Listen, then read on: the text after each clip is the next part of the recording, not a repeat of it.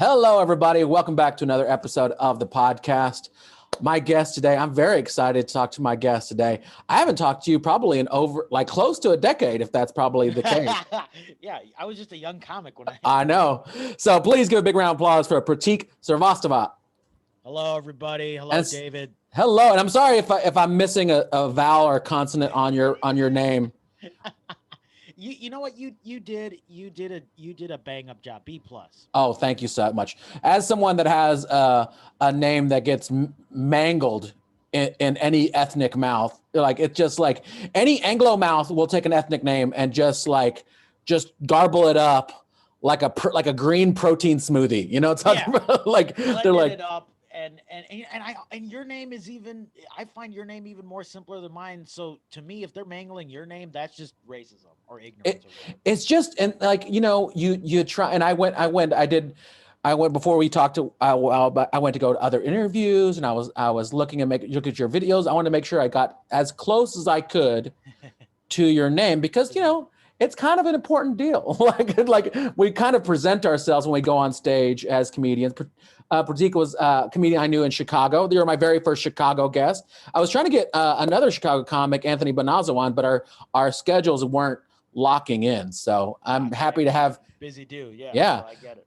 So, but I'm happy that you're my first Chicago guest. Mostly I've been talking to people from Texas or from the Portland Pacific Northwest area. The greater Portland area. I know. So thank you so much for being on the podcast. Thank you for having me, man. I'm a big fan of you. I know, we can't always talk because of whatever, just distance, and also it's good that we've been able to keep in touch and pick up where we left off. Yeah. And I know we're going to talk about it a little later, but you have an album coming out on December 22nd called Nick and Sheila's Kid. Tell people about that. You can get it on iTunes. Yeah, they can get on iTunes, Amazon, Spotify. I'll send you the DistroKid link, which has like the super link, so it goes to whatever platform people want. Perfect. Yeah, this album has been 10 years in the making. I was approached to do this album by my producer. I have to shout him out, Dave Winnick of Saint Dude Productions. He reached out to me a few years ago to do an album, and I just, comic insecurity of like, I'm not ready to do an album, blah, blah, blah. So it took some time, and we thought about what we want to do. And as I was going through my material, I figured out that there is a common theme and a through line of family and my parents. And so I was like, you know what? Let's make the first album about them. I want to be able to do something while they're still around and able to enjoy it. So named it after them. And then we filmed it on their wedding anniversary. Oh, wow. That was really cool and special to me. I was literally we recorded it last year. For those thinking that I did it in a field or a socially distanced thing, no, we did it. We did it last year when we could still have real shows. Funny enough, the original plan was to do it. So April is my stand-up anniversary month, and we were originally going to do it in April of 2020, and that would not have panned out. So it was literally a split-second decision of let's do it in 2019. I was like, how do I? Because 2019 was a weird year for me also, and I was like, how can I end 2019 on a positive? So I was like, let's do it in December. December is my birthday month. Good birthday energy. Let's do it in December. So I was looking at Saturdays in December, and I was like, well, later Saturdays in December, people have holiday parties and they get busy and shit. What's the first Saturday in December? Oh, December 7th? Oh, it's Nick and Sheila's anniversary? Fuck it, let's do it on their anniversary. And it worked out perfectly. I'm very happy with how it turned out. Nice. I'm very excited to listen to it. I listened to your EP. Tell people about the EP though, too, right? So that was an idea that my producer Dave Winnick, he comes from a music background. He was like, you can't just you need to put something out there beforehand, get some content out there. Yeah, everybody's putting out. It seems like there is a little bit of a saturation right now. Everybody's putting out something right now. But I wanted to put out like a little appetizer, a little teaser, kind of like a hip hop mixtape, if you will, because it's not. For those that have listened to it, it's called "Read the Room." First off, I think that's a mantra that I've certainly lived with, and something I know we've talked about a little bit in the past. Being in Chicago, Chicago is segregated in its audiences, in its real life people and its comedy audiences. You could literally, the thing I love about Chicago is you could go for, and not right now, but in pre-pandemic times, you could go from doing a bar show to a comic book shop show or doing a club show in the same night, and those audiences are fucking different. And to me, that true test of your comedic ability is, can you take your material and tweak it for that barroom audience, that hipster comic book audience, or that drunk 2 a.m. audience that's making out in the back? Can you apply your material to those people. And what do you have to do sometimes? You got to read the room. So that's a mantra I've lived by. You got to read the room. You got to, and because I also am not of the mind that you have to change your set completely for every audience, but you got to make certain tweaks for it. There are certain tags. I'm sure you're the same way. I have tags that only work in certain, like, so every joke feels different, feels fresh. And not only is it fresh for the audience, it's fresh for us as well. Shouldn't we not? I shouldn't do the same exact timing and punchline and wording on every delivery. No, it should be different. So it's fucking funnier and better and easier for me to digest as well. So Read the Room is a celebration of that. It really is. It's about 8 to 9 minutes. I know some people think that is the album. No, that's an EP. That's a preview. I had a couple people like, oh, you're putting out an 8-minute album? Oh, fuck you. No, that's just a preview. That is not the full album. We recorded that over the course. It's actually you might be getting the exclusive. I don't know if many people know this. I certainly haven't been public about it. It's taken over the course of multiple showings. It's a little bit of the late show of the Nick and Sheila recording. It's also taken from another show that we did in November. The great Tessa Orzek of Chicago, great Chicago comedian. She intros me on that album. Yeah, it's taken from a couple different shows, and there's also bits. There's like one bit that's taken from the actual Nick and Sheila recording, but I tagged it up differently in Read the Room, and I know my producer Dave was like, I don't know if you want to keep the same things. I was like, no, I want that bit on there, and I want people to listen to Read the Room before listening to Nick and Sheila, so they can see that, yeah, comedians' material evolves. It's not the same in one set, and I kind of want it to be kind of a timestamp of where that material was last year versus how the material is now. So I encourage people to check it out. It is on iTunes, but look, it's on Spotify too. You can listen to it right now for free, whatever. Yeah, get it on all the other platforms, Amazon, all that good stuff. And I think it's a great little teaser into what I'm all about when it comes to Nick and Sheila's Kid. So yeah, I enjoyed it. I was saying you're definitely right about that stuff about wanting. I think when I first moved from Chicago, which I was like a little baby comic, I was like, I think I started 2008. I had 9 now. So but I was I had done improv at Second City beforehand. I started improv in summer of 2005. So I've been doing comedy already, and then I was about 3-4 years into doing improv when I started doing stand-up. Like, oh, I don't have to. This is what it was. I'd always wanted to do it, and none of my improv team showed up for a practice, and I was like, "Fuck this! I'm gonna do stand-up." I was the same. So like when I was in high school and college, I wanted to do like videos and sketch stuff, but more recorded stuff, and I found that it's hard to rely on other fucking people. Like that's, it's a sad truth about that you can't really rely on people, and then that affects your thing. And something hit me, and I know you remember. I truly attest the reason I got on stage was because of a theater in Chicago. I'm sure you remember it. It was called the Lakeshore Theater. Mm-hmm. It's now the Laugh Factory, but I was a broke college student from like 2005. And I say 2005, I don't say 2005. That's just how I am. That's how I roll.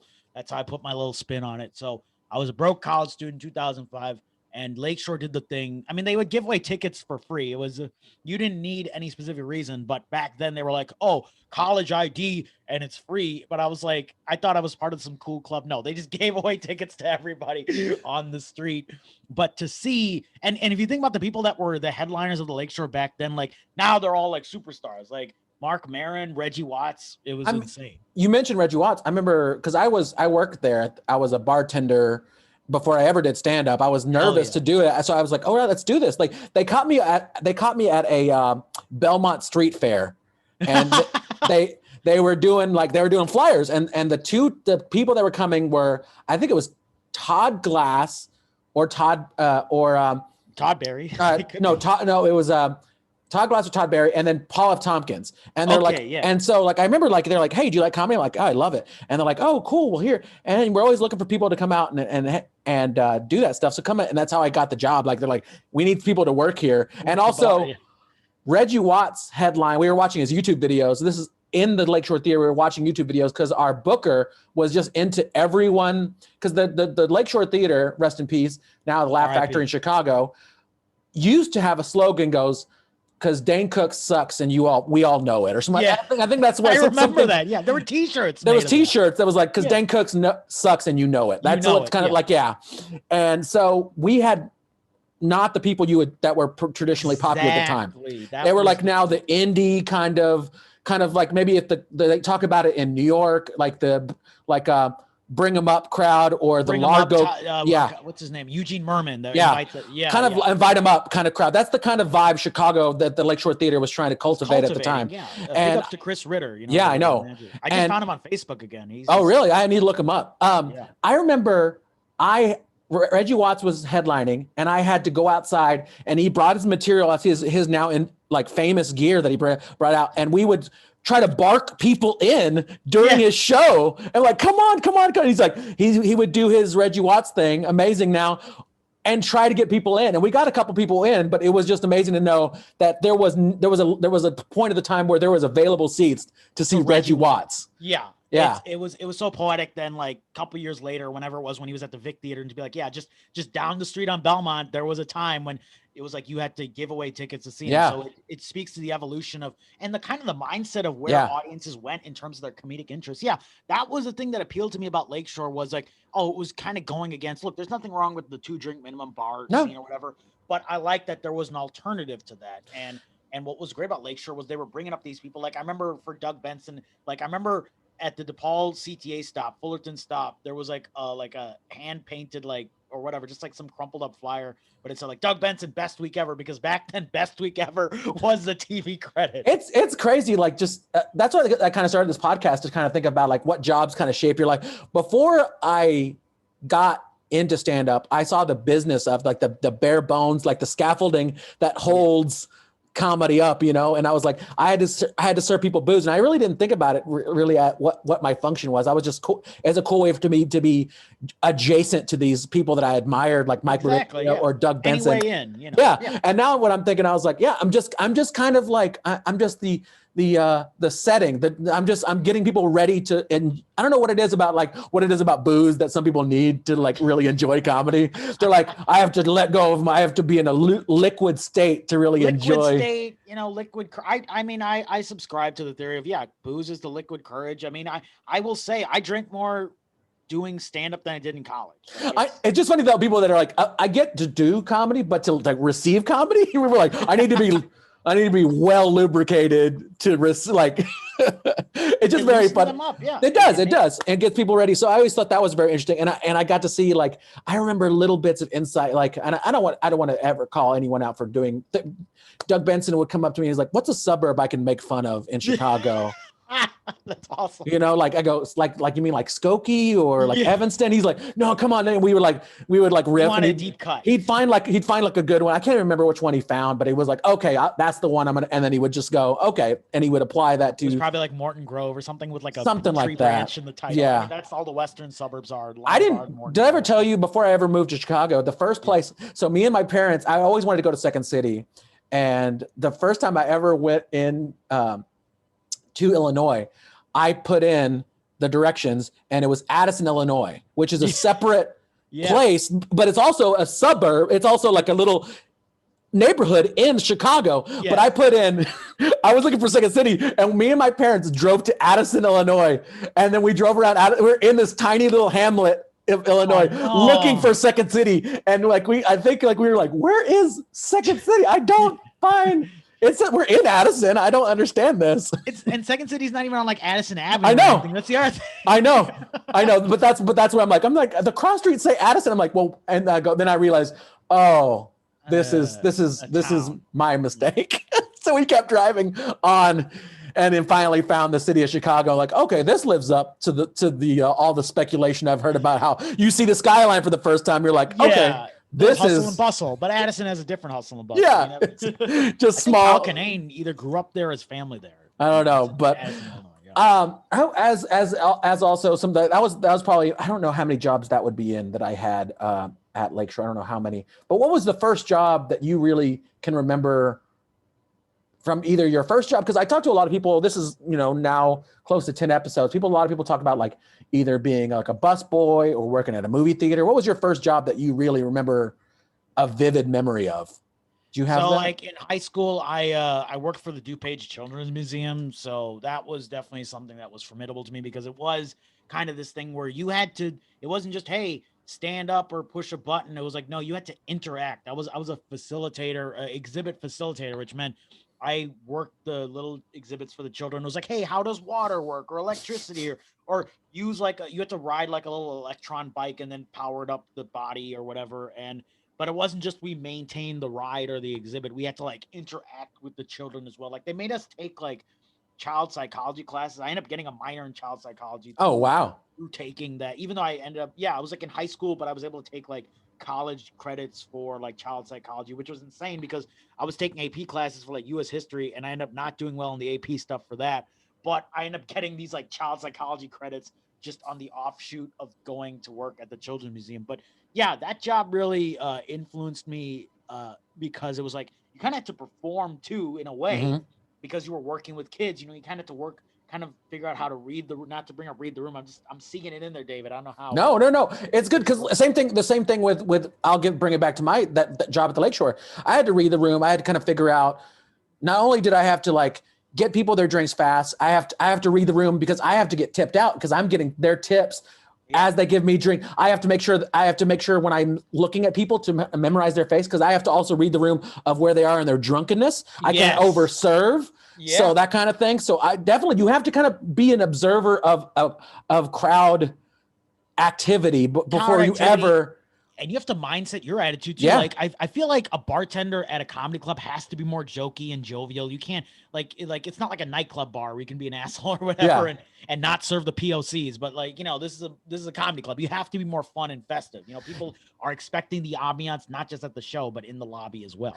And everyone's like, the one question I remember everyone would always ask me about like, how's the show? I was like, it's fucking great. You're gonna love it. Like, what would I say? It fucking sucks. It's like, might as well go see the Scorpion King because that's the level of entertainment that you're about to enjoy. Like, what the fuck would I say? I know that's a dated reference, but I was watching some YouTube video about how bad the CGI was in the Scorpion King. Oh my God, it's horrible. And it really stuck with me. I'm like, yeah, fucking it used to be really bad, but now I'm like, But comedy for the most part, anyone that works at a comedy place, they're not going to shit on the show. The performers have had to go through so much just to get there. I would never shit on a performer. Even if I didn't like the headliner's comedy, didn't line up per se with my taste, I would never go, it's going to be a bad show. I don't understand that stuff. But so when you were working, you were saying, because I always think the only job I know is like, docent is a job I know people have at museums, right? That's like guides. Tour guides. I know there's the curator. You always hear about the Indiana Jones. I think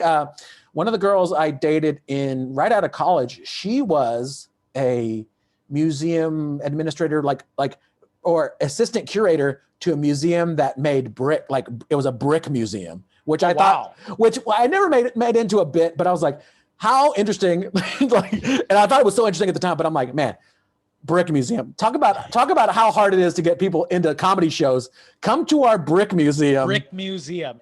Is it a museum of dinosaurs? No, bricks. Like how many times does he have to have that conversation of, it's a museum? And you're going to hear that shitty joke about like as soon as you walk in, is this the museum? Like as soon as you walk into any part of the building, that kind of thing. Like you're like, oh man. But anyway, I really find that really fascinating about I would never know. What did you get your full major in? Because I listened to you on another podcast talking about you went to DePaul, and that is right.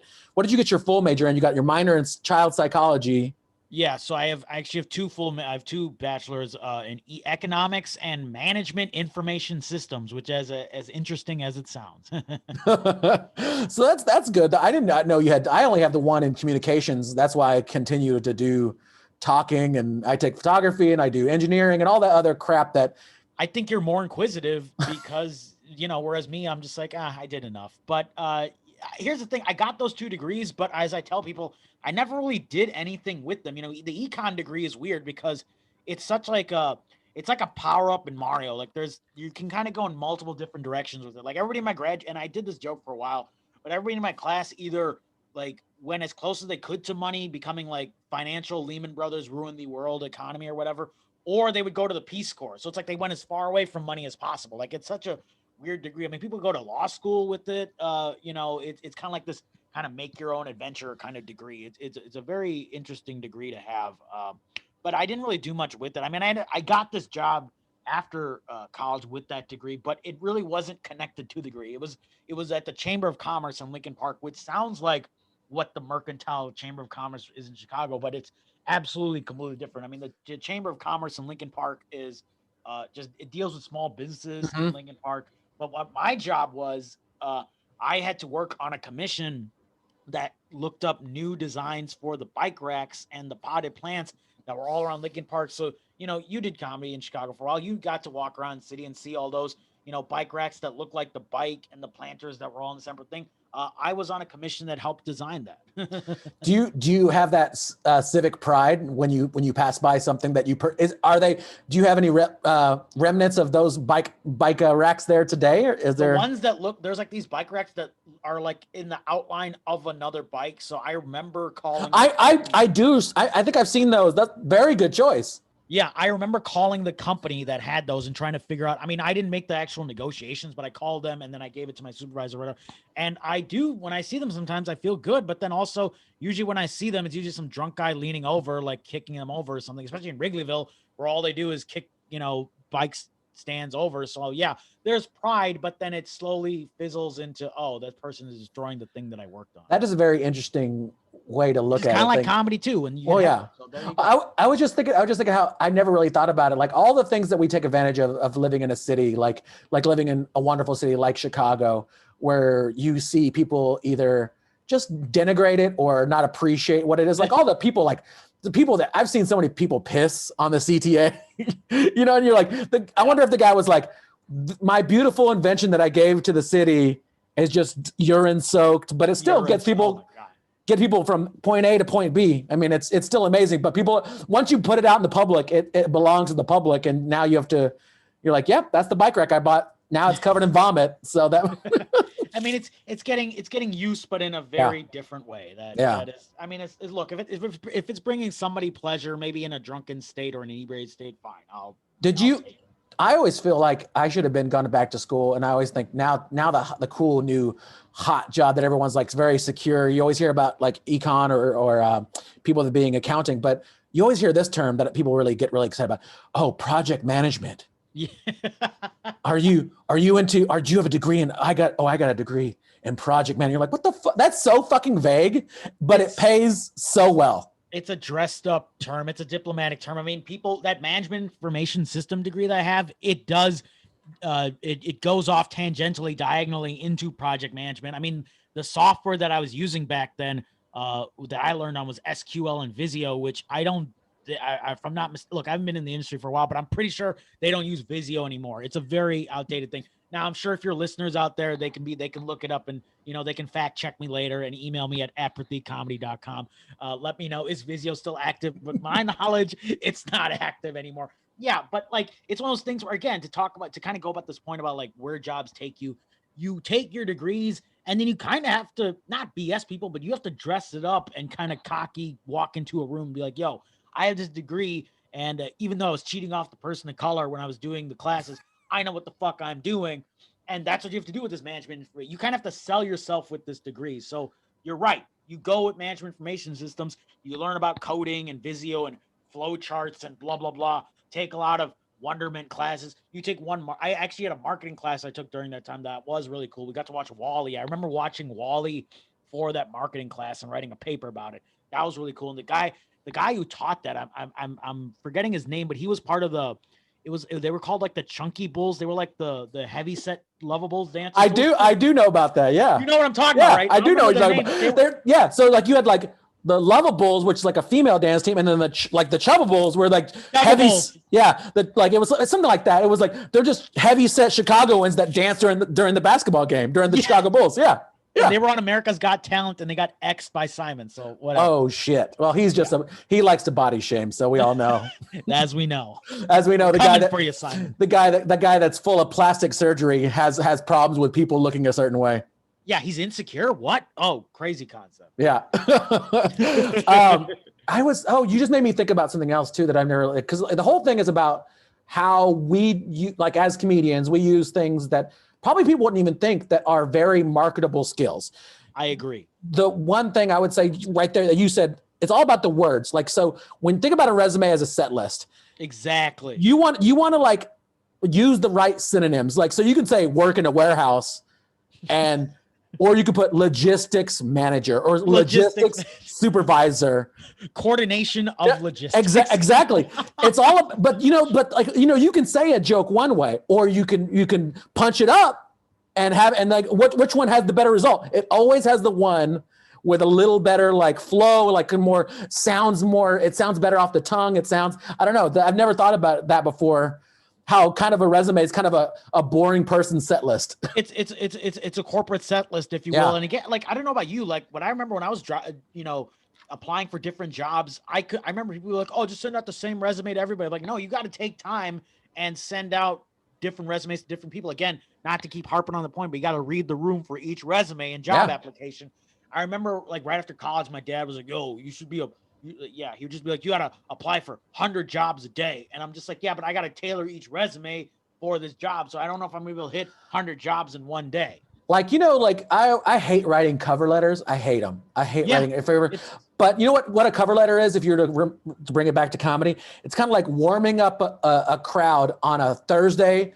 Oh my God, yes. Like, talking about that first show of a run that you're going to do. Thursday, 7 p.m. You're the host and you gotta warm them up. You're the first, right after the announcements, you gotta let them know. And then you're like, that's what the cover letter. It is boring and I hate it, but it is essential to the rest of the thing, You need it, especially that's Thursday, 7 p.m. show where the announcer guy, he just like smoked a joint. So he's not even giving full energy to this Thursday. I know. I'm like, you don't save your energy for Friday. You got to bring the energy on the Thursday announcements too. I can't tell me how many times I've been a host and like the guy will be like, okay, give it up for your host, Prateek Srivastava. I'm like, can you come in with a little more energy, please? Yeah. You can say my name incorrectly, but just come in with some energy. Thanks. Yeah, you can.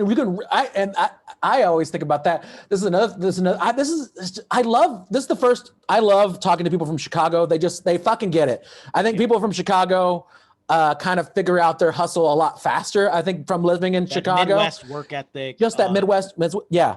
Because I think it's because people we're competing. I think in Chicago, because I've promoted shows in Chicago versus like promoting shows in different coasts or whatever.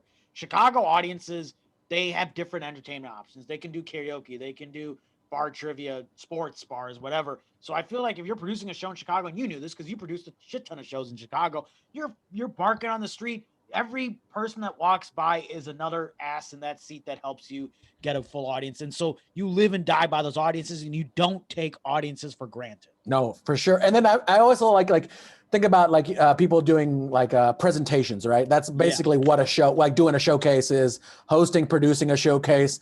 Like, it's amazing that people are scared of like PowerPoint or whatever it is.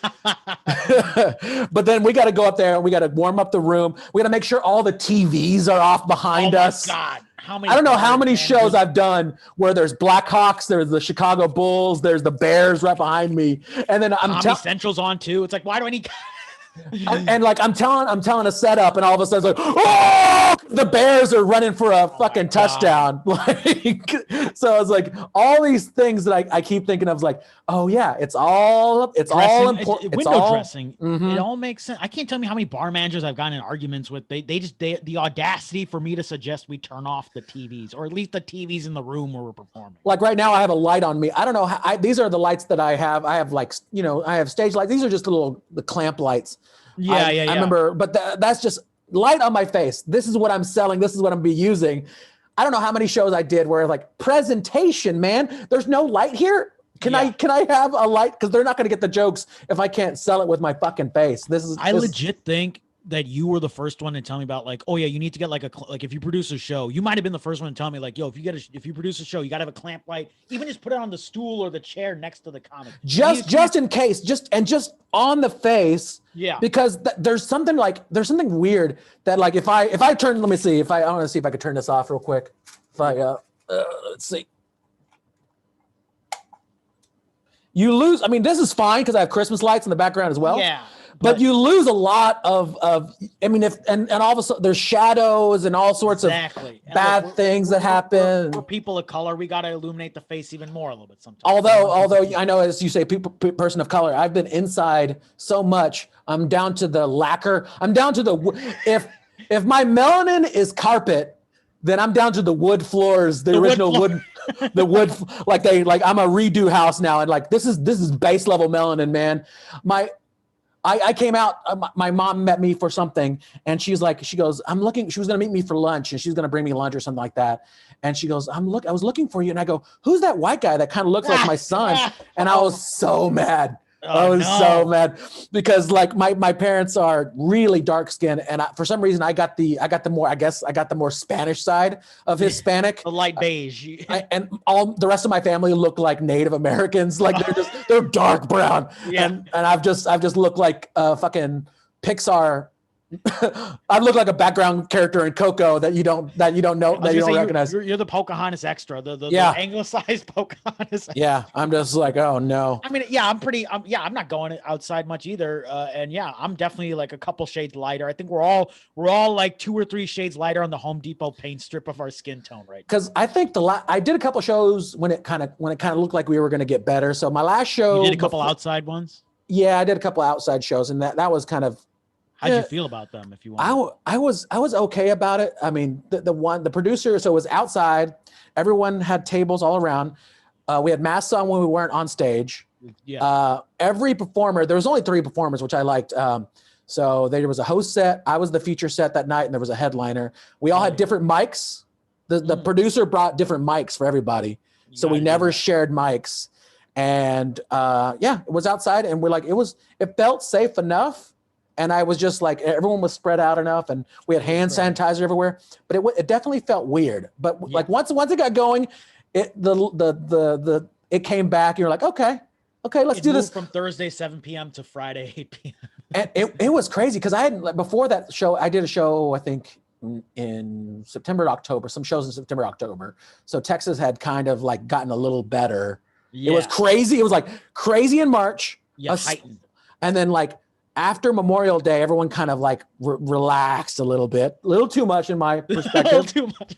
Texas is a little crazy, so it's like they just relaxed a little too much, and then it got a little better where we're like, okay, Fauci was like less. There was a less of a vein in his head, so I'm like, for okay, Texas, for Texas. He's like, Texas, I'm begging you, please. And I'm like, okay, so it was getting to the point where we could finally do it, and I felt good about it. What about you? How many outdoor shows have you done? I have not. I didn't want to take a chance. It was one of those things, and I'll get into this. I've actually not talked to us in the podcast, so I'll get into this with you. A little bit for me was I was booked on. I will say I was booked on the Milwaukee Comedy Festival, and that show I couldn't do just because I had a family relative pass away the week of that show. I'm so sorry about that. Thank you. And that would have been an indoor show or whatever. But there were a few outdoor shows that I was approached to do.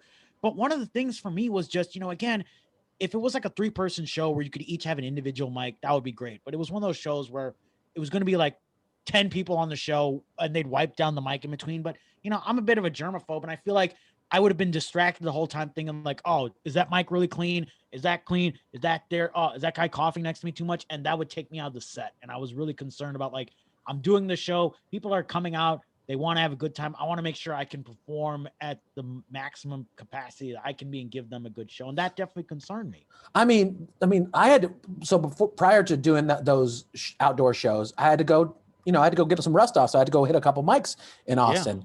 And that's where I felt, nothing bad. I understand it's your choice. It's their choice if they want to go do it, but I had to go do mics, and most of them were outside. One of them was inside. I didn't do that one, but I just didn't feel, it freaked me out. Like, we weren't switching the mic out. I brought my own cover, my disposable covers. The condom thing for the mic. One open mic. I wore my mask and just talked through it and see if I could riff through something. Yeah. And I was trying to figure something out about that. But it is crazy just because I can't get, I had a friend pass away too. And you reached out. That's how I was thinking about you. Cause I had a friend pass away at the end of October. Yeah. And it really, and I know for the most part, I don't think he died of coronavirus, but when the last time we spoke was a week before he died, and he had told me, he's like, he sounded really sick. He sounded like he had like a chest cold, and I go, what's happening, man? Yeah. And he lived around the Berwyn Red Line. So right around close to Howard. So around the end of the Red Line. In Chicago. Okay. Yeah. In Chicago. So Charles lived in Chicago. That's my buddy that I've talked about him on the podcast before, but he was living in an apartment, and someone had come in to his apartment because he worked from home, because he worked for a company, he had to work from home. Someone had come in the apartment, obviously masked up, whatever, but they were replacing the windows in his 7-8 story building in October in Chicago. What? Yeah. Yeah. And he was like, they fucking, I think they got me sick because like the window, there's a cold breeze. Yeah. We're fucking blowing in. Or whatever. Yeah, and and he's always he barely wore any clothes, but he wore like a t-shirt and shorts, and he probably got either some kind of respiratory thing from people being in and out, or I don't know. I wasn't there when he passed away. All I know is that the last time I spoke to him, a week before he died, I spoke to him and I'm like, you sound like you have a really bad cold or flu. You need to go to sleep and maybe put some Vicks on your chest and then a week later he passed away. And it was so shocking. And I keep thinking about that. I don't want to get sick. Obviously, I don't know what the long-term effects of this disease is going to be, but I don't want to get any other people, because that would make me feel, I don't want to do my show and projectile spit my jokes at somebody and accidentally, what if I get someone sick? I think about that all the time. Saliva based. I mean, I'm very popping those peas a little bit too. Yeah. And again, I'm with family right now, so there's that concern too. That's not just about me getting sick, because I don't want to bring anything home to anybody else. So for me, it's like, you know what, I'll take a little time. I'll stick with the virtual shows for now, taking those precautions. But I don't want to knock anyone too who's doing the outdoor stuff, because everybody has to make their own decisions. You know what I mean? I mean, I haven't done any since I think the 2 or 3 I did, and they were like, so every time it was like different mics. I got offered some that were like bigger, like how many people are on the bill? I'm like 5. I'm like, that's too big. Right? Like it just freaks me out. Yeah, you have to, it just freaked me out. But I mean, that's a choice that you have to make in any job. And like, you have to have like, where is your line on anything? Have you ever gotten to any of your jobs besides comedy, or even in comedy, where you're like, besides outside of COVID, where you're like, I have this principle that I won't go past, my dividing line in the sand. Like say for like, I won't get underpaid a certain amount, or I won't work on weekends or something like that, that you really like, I have my perspective and that's the way I want to work. That kind of was like a no deal kind of scenario with any job. Yeah, there was a couple I worked at now I'll name them. I only worked there a day. It was through a damn agency. That's awesome. I worked for the Girl Scouts of America for one day, in their location in the suburbs. They had me doing some like registration forms or whatever, but they were basically like taking personal information from people that were maybe interested and putting them on like these national mailing lists that weren't necessarily associated with the Girl Scouts. And I was just like, I did it. And then for whatever reason, I wasn't super interested in it. So maybe I didn't perform well enough to get to be able to come back or whatever, or they just didn't renew the contract or whatever it was. But it was a little shady what they're doing, look, I know banks do that all the time where they'll take your personal information from a mailer. Is it the most invasive thing ever? No, but it's definitely that like, just adding the spam folder, adding that stuff from just like, these are people who are interested in Girl Scouts, and then this information is going out to other things. So I'm not a big fan of that. So you know what? I drew the line, but it was also the line was drawn for me because I wasn't asked back. So it worked out perfect. Shots fired, cookie people. Watch out. And no free cookies either. They sucks. They did not have any cookies. I think they had like one box for display that was expired, but they had no cookies available in the break room or anything. That is disappointing. That is so, because I will tell you, I'll give you a different scenario. So when I was working in Chicago, I was very fortunate. I was working temp jobs too. I worked at the Wrigley Corporation, the gum people. And they were, I think at that point they were Mars Wrigley. Maybe they're not anymore. Were you in the Wrigley building itself? I was not the Wrigley building, but I was in the place where now they had moved. Okay. It's their facility. It was their like the candy and the gum people. That's who I worked for. So it was like I worked in the mailroom, and there was a gigantic thing at the front desk. My first day, there was like all this like Orbit gum and M&Ms. They're like, take as much as you want. Take as much as you want. What, you're here to work in the mailroom? Yeah. Hey, we all work at this company together. Take as much candy and gum as you want. And I would go down the hallway to like my job. And remember the Orbit lady, those ads? Filthy. The Swedish woman. Yeah, she's Orbit. She's like, filthy mouth, why don't you clean it up with Orbit or whatever like that. There was her like her costume was in the hallway, like it was like a superhero. There was like the yellow and red M&M on one side. There was like promotional thing for all these promotional, like, yeah. So Wrigley Mars did it well. I mean, they knew they sold candy and gum, and they gave free samples out all the time. So I really appreciate that. I worked there for at least 6 months until that contract just ran out. One place I did, I remember in Chicago was like the only place that I would be like 1 day of a job and then I'm fucking done. Yeah. And that would usually happen with temp jobs. And I love the idea of like, I fucking don't like this and I don't have to do this. This is a temp job. I'm not getting any benefits from this. Fuck this. Let's go. Fuck this. I can leave. Every staffing agency I worked for in Chicago, they're like, oh, if you don't like it, yeah, you can whenever you want, leave whenever you want. It's wonderful. I mean, I still remember this one. I worked at Vienna Beef for like 3 days as a marketer. And then this was the year of, and I know you remember this, David, those JFLs that happened in Chicago, the TBS ones. So this was the year that Conan had come to Chicago, and there was a bit that Conan did where he had like the world's longest hot dog or whatever that they got from Vienna Beef. And I got to work there literally the week. It was the week after. I wasn't part of that bit, but I was talking to somebody who was in that bit. And what was happening is she was leaving. And so they just needed somebody to kind of transition or do work for. But then at the end of the week, they were just like, you know what? You were just kind of here because we thought we need an extra person, but we don't really need the extra person. So it worked out. I got to hang out for like the fun part of her last week or whatever and talk to her about Conan and actually got to watch comedy stuff at the job. So that was kind of cool too. But again, it was one of those things where I wouldn't have got it if it weren't for that staffing agency being like, yeah, we need you to plug in here for like 5 days. 5 days. Isn't it funny? Like, because I had never worked at a staffing agency before I moved to Chicago. I wonder if that's a very and the time we were working there, that was around the time everyone was recovering from Barack Obama was in office. So it was like the recession was right. It was like that kind of time. Yeah. That weird 2008, 20 where the housing market was just about to like crash. Yeah. So it was just like, I remember working so many little temp jobs, and one job I walked out of, I got sat down. It was, you go into this office. Oh, I have two weird, and I'll tell you if you have it, you can tell me if you've ever had these experiences. One was definitely a Ponzi scheme. One was definitely like I walked in, and I just remember this right now. I walked in the office and it felt like the movie Wall Street, and to a lesser extent, the movie Boiler Room. So everything was like so clean. Yeah. All the chairs, all the furniture, not just the chairs, the desks, everything was on wheels. And I sat down in the waiting room, in the reception room, and they had a big screen TV on wheels, and there was a flat screen TV playing the movie Hitch. I know. I don't know why. And I told them I was here for a job.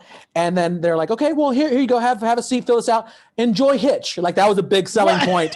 Enjoy Hitch. That was a big selling point. And then I remember I was watching Hitch, and then they're like, Mr. Moscoro, come here. And they came in. I sat down in the guy's office. He had too many motivational posters and trophies and like fake certificates behind him. Yeah. And he sat down and he did this kind of stare. And I'm gonna do it right to the camera. He's like, so when do you want to be your own boss? Ugh.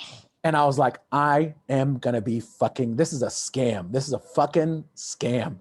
And what it was I had to take knives and sell them door to door. Yep. And I was like, fuck. And I remember I was so like naive, and I wanted to see, and I was just learning how to like, well, this is an experience. I'm just going to, before I even was like a comedian, I was like, I'm just going to take this experience and see what I can do with it, you know?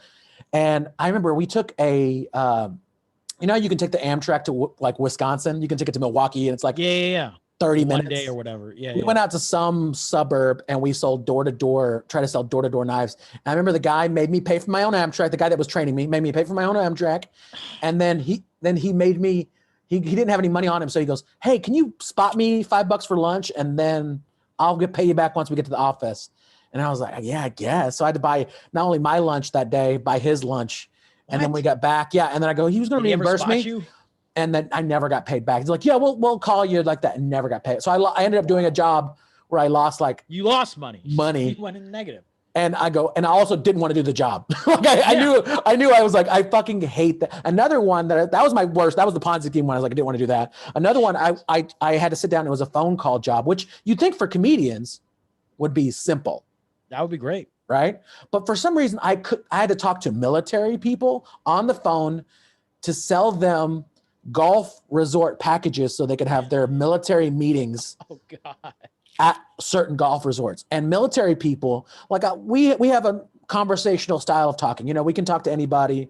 Yeah, But yeah. military people want a very, yes, sir, no, sir, yes, sir. Well, They want that kind of old-fashioned style. Old- They almost want you to be more, you know, not bland, but you have to be more formal. you just that kind of like very, yes, sir, yes, sir. I'm calling you today, sir, to inform you that you have discretionary funds that you could use during the months of May, during June. Did you use that voice? Kind of. I remember like, you know, yes, sir, you know, like you trying to like, you like whatever the whatever voice sounded like I had the most watertight butthole, like that kind of like, yes, sir, yes, sir. So I remember, and I quit that after one job one day because I go, the stress of talk, because what it was, I would talk to someone, but I would get transferred. And the military transfer calls, like, okay, who are you? Who's their CO? And I had to learn CO was commanding officer. I had to learn what rank. I had to learn the lingo. And I remember it stressed me out so much that I go, I will not age myself and put stress on my body for $13 an hour. Yeah, that's. And I was like, fuck this. I left. Oh God. So we'll touch on phone stuff first, just because I had to work for this. It was a call center that dealt with like credit card fraud prevention. And one of those things was, yeah, you have to put on a voice for, that's why that Sorry to Bother You movie is so, you know, I actually like that movie.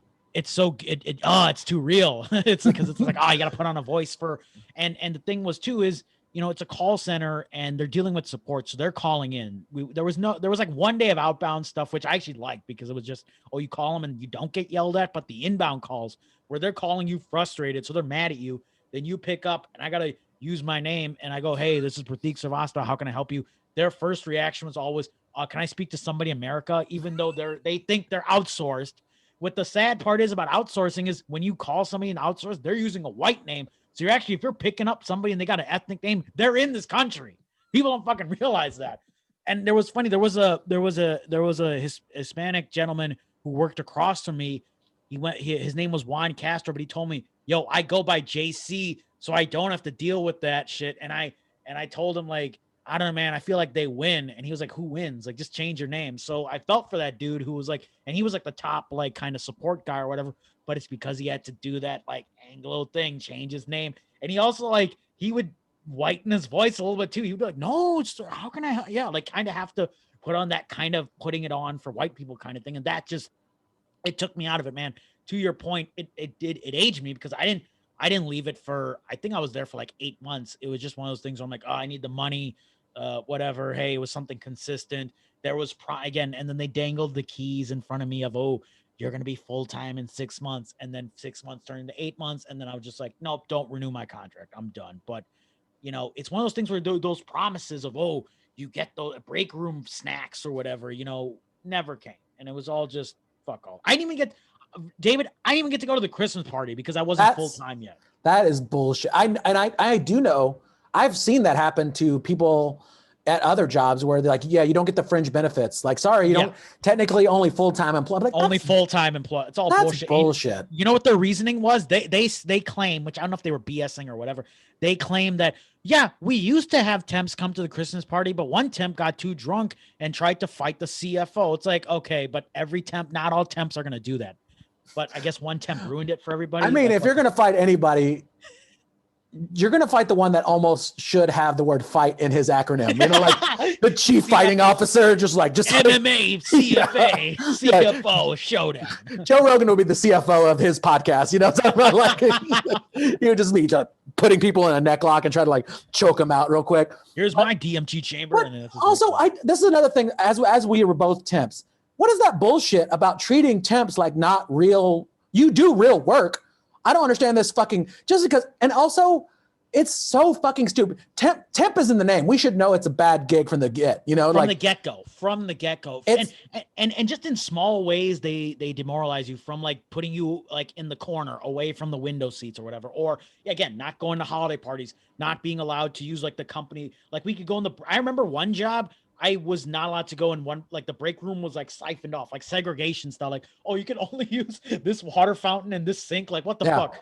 Don't use the main fridge. Temps, you have to use the cupboard. Like, what the fuck? Like, just little things like that. It's kind of like being in like job detention kind of thing like that. Yeah. You know, where like I we remember didn't do anything. you didn't do anything. All I wanted to do was money. Like that's all I wanted.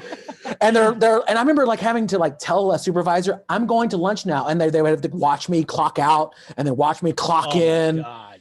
Like that kind of thing. You're like, what the, am I pressing license plates? What the fuck is this shit? Like I'm just working in Excel spreadsheets. Another thing about temps, so you can have that way, or you can be the forgotten people. Have you ever had that have you ever been a forgotten temp? Not gotten the memo on something. Oh yeah. Yeah.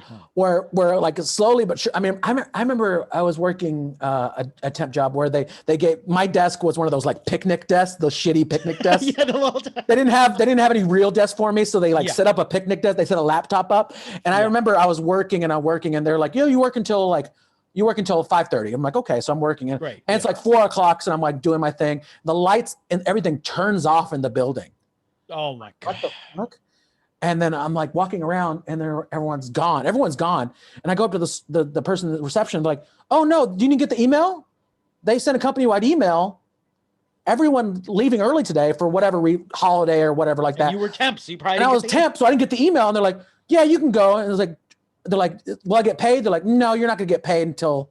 So I got fucked out of an hour and a half because they wanted to leave. Because did you like yell at whoever hired the manager or whatever? I put up with it because I needed the money. But that kind of shit where you're like, they don't even think about it. You're like, we should give the temps an extra hour. And if it's our choice, the full-time employee's choice to leave early, we should give the temps because that's not making money through no fault of my own. I was there working and told I would work to 5:30. I like the idea of having 8 or 9 to 5. No, not 9:30 to 5:30, whatever it is. And were then the ones that hired you, were you through like an agency for that? I was through an agency, so it's like I went to the agency once. Did you like complain? I mean, I guess you didn't. You were just like whatever. I was just like, do I not get paid? They're like, no, technically, unless they said it ahead of time, you don't get. And I was just really bummed out. It's just kind of like this. It sucks. You just kind of feel like I don't know what the best way to say. You know, like in video games where you have multiple lives. Yeah. You feel like that. I felt like Mario times 3, like, you know, like I felt like the death when you touch the turtle one, the turtle shell, like when you hit when you just play the game for the first time, you're like, well, that didn't matter at all. Like, that's what I kind of felt like at that job. You're the front line. You're just he'll go away. I felt like a pawn, and that sucks. That like the question is though, is this coming because they've been? I often wonder, are temps treated like this because companies have just been burned by so many temps because of like the rapid door rate of staffing agencies and people are coming in and out and this is like just a temporary thing for them. Is that why companies treat them like shit, or is it just like companies are shitty? I think it's a little bit that it seems like I hope this isn't true, but I kind of think that they used the housing crisis, the economy tanking there. I think they're like, you know, people could have the ability before when the economy's good, you have the ability to leave a job and not feel stressed out about it. You're like, The economy's good. Unemployment's at like, I know if I go look for a job, I'm going to go probably find one because it's competitive.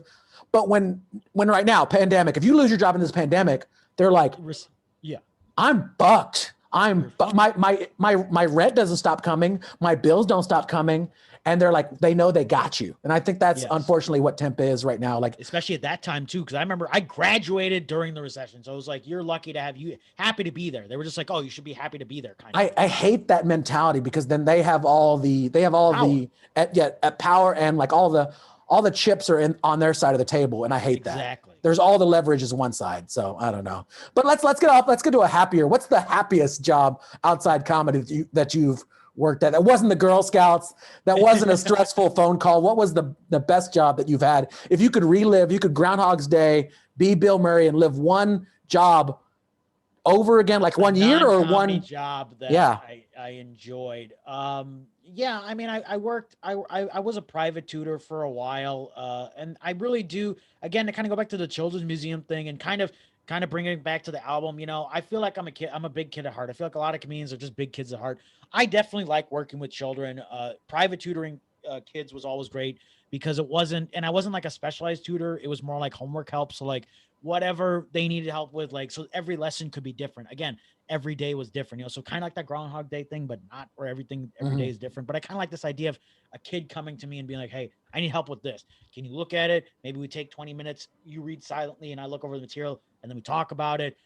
You know, one of the things I did I was working with this one student for a while. He was taking the SATs, and so he needed the vocab prep for the vocab section. So what I did was I found him a Far Side calendar with new words a day, and it was kind of, again, using comedy and entertainment to kind of help him learn new words, and it worked. And his mom like gave me a big compliment and like referred me to 3 other families just because I thought of this cool thing of the Far Side calendar. But for me, it wasn't that big a deal. It was just using the comedy instinct. So I really remember that part, and I wish I could still do private tutoring. It's just, something I don't have the time for anymore. But if I could get back to working with kids, or if I couldn't do comedy for any reason and work with kids, I would do that, because there was something rewarding about, again, we do comedy to make people feel good, and through education too, you're making people feel good. You're making them learn something, which is that helps with the brain endorphins, and they feel good. So, and here's the other thing too. I say this in my act, I say this all the time. We have to give it up to our teachers and our educators, because I don't think they get the credit that they deserve for, actually making a connection with the crowd, making a connection with the kids. The same thing with comedians are doing as well. And they're doing it, and they're not getting paid enough. And it's just, it pisses me off sometimes, man. It is very crazy that, like, since I've been a kid, I think I heard once when I was like 8 or 9, that teachers make around 30,000. And that's never really fluctuated more than they've never doubled. Yeah. I know some make more than that and some make less than that, but that's the base level for teachers. Yeah. And that's the way it's been forever. And then I learned that they have to pay for their own supplies. Exactly. And that they have to do this and they have to do that. And they're waking up at 4. But if it was a pain in the ass for me to get to school at like 7 or 8, it's a real pain in the ass to get there at 6 and set up the class and all that stuff. You gotta wake up at 4 just to get there. I think that's a very interesting point of jobs that I was saying about the reward that you get out of the job is very, as the older you get, you kind of like, those are the jobs that you remember. You want to.